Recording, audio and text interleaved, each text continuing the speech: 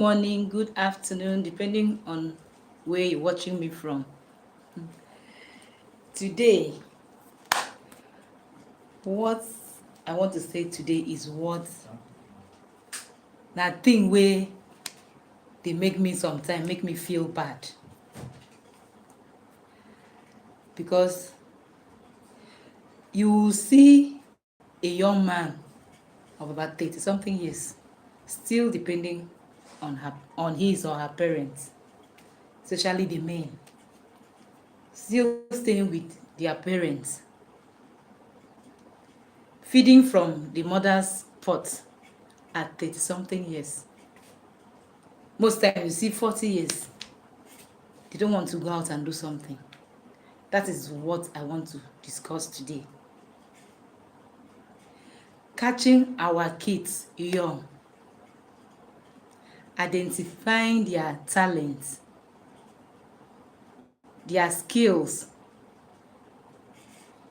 You know, it starts from when the child is growing up. You need to know what your child is good at.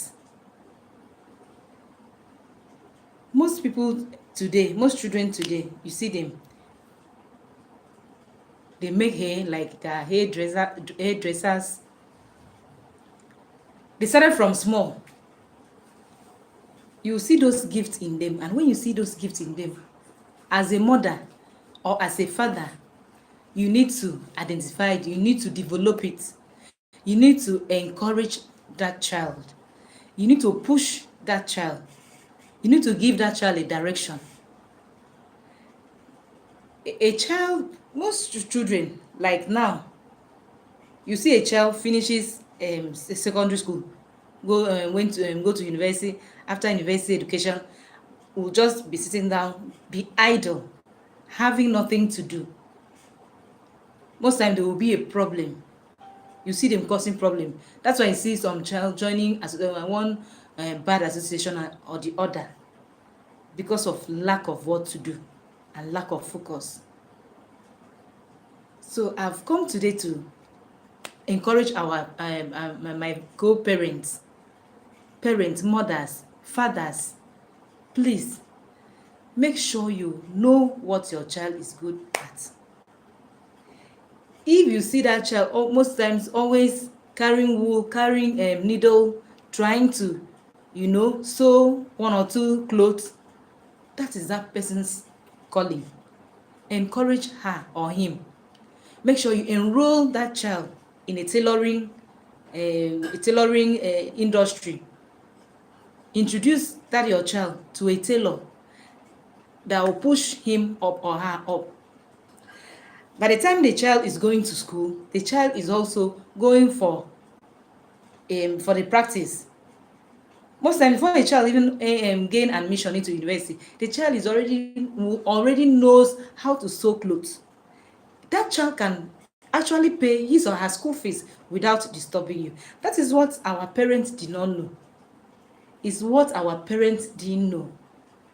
Those years they wanted us to read law, read medicine. Yes, it's a good thing, it's a good dream. But most times, look at what that your child is good at. There are some children that are very good in this electrical stuff. If your electrical appliances got spoiled in your home, they will be the one who fix it up. Radio, television, all those stuff, phones. That is what that person is good at. You pick it immediately, as in catch it. Immediately introduce that person to maybe a phone shop or where they repair electrical appliances. Before you know it, she or he will be going to, after school, even if it's 1 hour in a day or 2 days in a week, before that child finishes secondary school, that child will have handwork. While studying in university, I knew someone back then in my university time that used to make our nails. That was what that guy used to send himself to school. He was the one paying his school fees then. When our parents were paying our school fees, he was one sponsoring himself in that university then. He was making hair, making nails. do lash, he was doing lashes, all those stuff. Now wetin him bin dey use send himself go school be that. And he was 100 times richer than us, we that we are depending on our parents. So it's very, very important for us as parents to identify our children's gifts, then encourage them, develop it, push them. Like I ran into a friend 2 days ago. I was so amazed when the lady told me that I asked her of her son, because she have one son and 2 daughters. Asked her of her son. She now said that the son went for training. I said, which training is that one? He said football. I said, I gave her, I was like, that's a good one, because it's what most mothers, most parents does not know. I now asked her, how did you, I don't understand. She now said, that look at even her daughter that is in, I think, primary 3 also, not up to primary 4, that her daughter goes to a nearby salon for hairdressing practice. That one does it every Saturday during school days, weekly days, that every Saturday. But when school closes, she goes there every day. And the little one that is about whether primary 1 or primary 2, she say the opposite, our opposite shop here, that same place, that is where the last child used to go for training. In a week is on Saturday, as in week school time is Saturdays. Then during holiday they do every day. They do go for training every day. I was so amazed. I was like, wow, this is good. So that at least before these children finish their primary education, enter into secondary school, they already have handwork. When they finish school now, they can combine it. And tell me how you'll be taking care of those children when they reach 15, 16. They will even be the ones that will be giving their parents some tips. So it's very important to identify your child's gifts and talents and skills. If you know a child is good in cooking, enroll her or him in a catering school. From there, he or she will have experience and stand on his own or her own. Whatsoever you find out that your child is good at, please pursue it now, so that at your old age, you will not be still providing, you are the one taking care of yourself, you're still taking care of your children. That's why I see some parents suffer at old age. You see, most of them, I will see some people are on the road. I will ask, is it that they don't have children? Because of wrong planning. When you don't plan your children's future well, you will keep giving them money till when they die, you'll still be the one providing for them. God forbid. I don't wish anybody that. That's why I say, let me bring this topic to you, that you should be able to identify their gifts, develop their gifts, and encourage them, push them, set examples, good ones, not comparing them. Set example. Said, this is person, when she was in this, they were already paying her salary. Those things move children, not you comparing them. Some people will say, why do you want your child to go and learn handwork instead of you to even no, it's not these days. In this our era, handwork is very, very good. Skills are very, very good. I know of a child that is an athlete. She has already built a house for her parents here in Akwa Ibom. Her mother now travel everywhere, anywhere, any country the mother wants to travel. Her mother do travel to just see her. Anyway, she has competition, she wishes to invite the parents, she does it. Because of what? Skills, because of the talent. And I remember the girl story. They say the girl did not used to have, the parent did not used to give her and have transport for her to come out for training. But today, she used to train. Most time, then train them on how they should endure. Train them on how to have patience.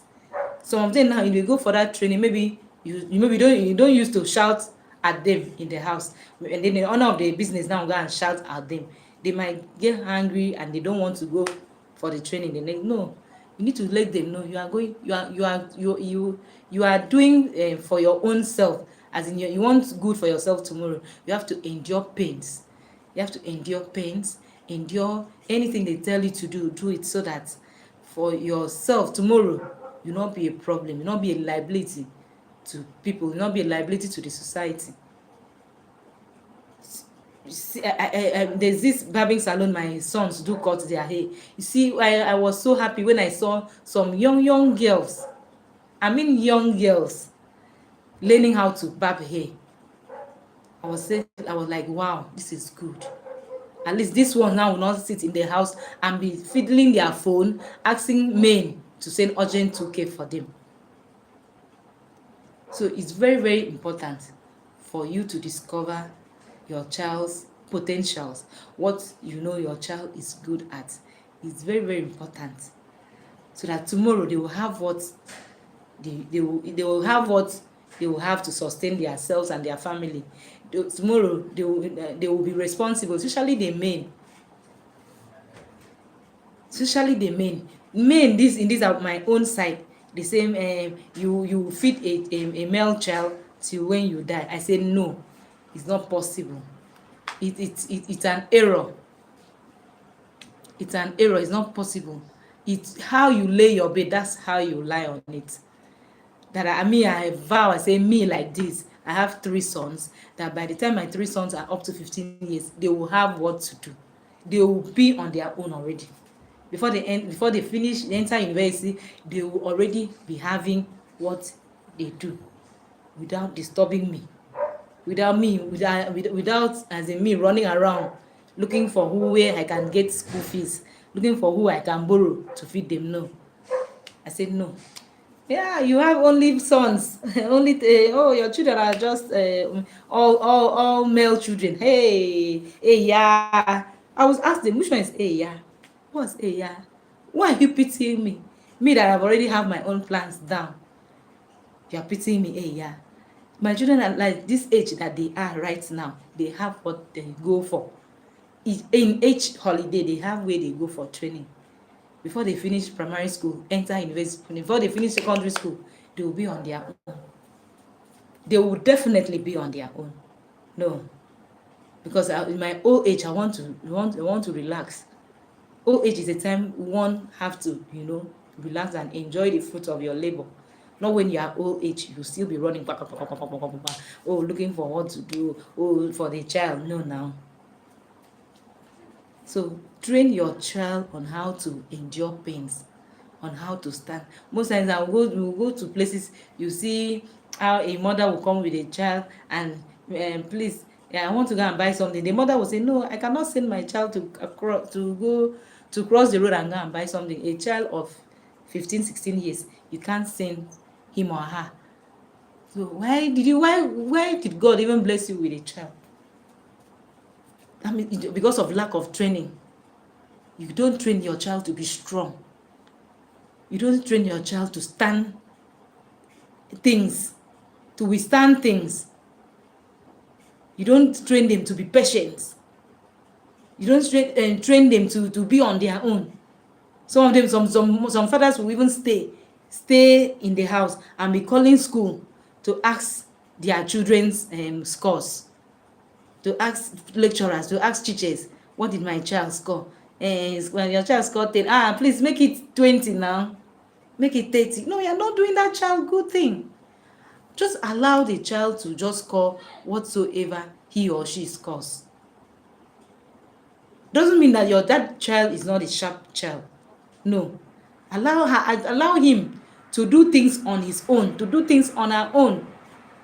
Not small thing you'll be calling the parents and this, that. When you make your child not to depend on anybody, you see that child will be responsible, especially the men. Because if you don't train your male children to be responsible, when they grow up and get married, before you know it, there will be a problem to the wife. There will be a problem to his family. Because one thing, he wants to fall back to you as his mother or father, because you did not make him to endure hard times. You did not make him to endure pains. You did not make him to have patience. You did not train him in a way he can stand on his own. Sometimes we call him mommy, mommy, mommy, mommy this, mommy that. No. You make a man, especially men, make them to stand. Your male child understand that as he is a male child that is supposed to be responsible for provision to his family. He's not supposed to be a liability. It's supposed to be a blessing. It's supposed to be the provider. It's supposed to be the head. Like today in my church, they raised a prayer topic that all men should pray that God should make them to be the head, not the tail. That is the thing. That is what you should try to start now to incubate into their lives by discovering what they know how to do well. When you encourage them like that, before you know it, they will not be a problem to you. They will not be a problem to society. They will not be a problem to anybody. They will not be a liability. They will be responsible. They will take their life. They will take responsibility of their lives and responsibility of their family. You see most women, they will say, me, I don't know, I'm not used to hard life. Some girls will say, I'm not used to hard life. After all, at the end of the day, God will give me a rich husband to marry. Okay, if this your rich husband come and marry you and meet you without nothing doing, do you think that man will take you serious? That man will never take you serious. Nobody is even praying for a liability now. Even the men say that are praying for rich ladies to marry. Ladies now believing God for say Robert, my husband have to be rich. Men too have that same prayer point. That is what you should know. So please, as ladies, as girls, as teenagers, growing up children, please make sure you take what you know how to do, very important, and do it well. Be good at it, so that people can refer you. People can say, I want to fix a wig, and I need this wig that I can do. They say, we know one person. Yes, I know people will be coming to you. People will be referring you to recommending you, referring you. Always calling your name out because you are good at what you are doing. Don't wait. Stop sleeping. Stop lying down. Stop believing God that God will give you a rich husband. Even if it's groundnut, you can sell. Package it well. That you do it well. Before you know it, you can own a supermarket. You start from small. The Bible says, don't despise the little beginning. You can start from small. Have what to do. Maybe you don't have money to go and enroll yourself in training in going through training of one thing or the other. You can start with trading small. If it's pure water, you make it nice. When you make yourself in a standard that people want to associate themselves with you. But if you are a liability, one time you will call a man and say, I want to make my hair, the man will give you today. Tomorrow, I want to sew my clothes, I have a wedding, the man will give it to you. One day the man will be tired of you. Nobody needs liability. So if you are opportune to have someone that coach you up, encourage you, say do this, please stick to it. If you are saving someone and maybe at the end of maybe so year you guys had agreement that they will send you to go for training, please, when you reach there, take it serious so that you have what to eat tomorrow, so that you will not be a beggar tomorrow, so that you will not be a problem to people tomorrow, so that you will not see your co-classmates on the road tomorrow. You want to run and hide. You want to hide yourself because you've not been able to meet up. because you now be looking, see, that person was my classmate, I don't want her to see me, I don't want to know. Make sure you know what you are doing well. Do it well. Do it well. When you do it well, you stand out. When you do it well, before you know it, you can, go for, as an apprentice, you now turn to a madam. Before you know it, you own your shop and start training people. You start training people. When you train people, before you know it, you grow. So anyway, anytime, anything you know that you know how to do it well, do it with all effort. Put everything, concentrate, focus. I don't want situation, I don't like situation say, that one, no, that one doesn't like stress, so that one doesn't want to do anything. Nobody want to associate with anybody that does not want to do anything. You must have what to do, and you do it well. Seest thou a man that is diligent in his or her business, he will stand before kings, but not mere men. So when you know what you do well, you will stand out. People will still refer you. Even if your location is far, your distance is far, people will still come. People will still drive down just to patronize you because of your handwork. The Bible says He will bless the work of our hands. If you don't have what to do, what will God bless? You self check am now. If you no get wetin to do, wetin God go bless? Nothing. That means that blessing don pass you now. So you have to be focused, have to be humble. You go for that training, you humble yourself, get what you want, and do it well, so that your tomorrow will be better. So that tomorrow you'll not be begging someone, you'll not be looking up to anybody.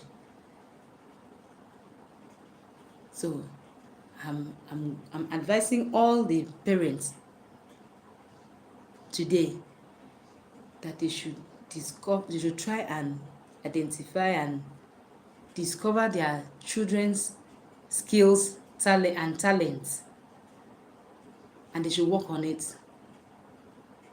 Don't allow a child to detect what him or her wants to do.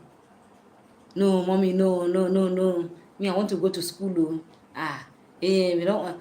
You see, some children, they will score lower than what they lower than what they needed in their course in the university, in JAMB, because they don't want to sit down and look for what to do, and develop on what they can do.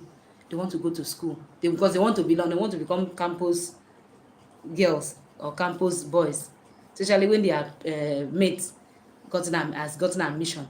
They want to meet up. No. So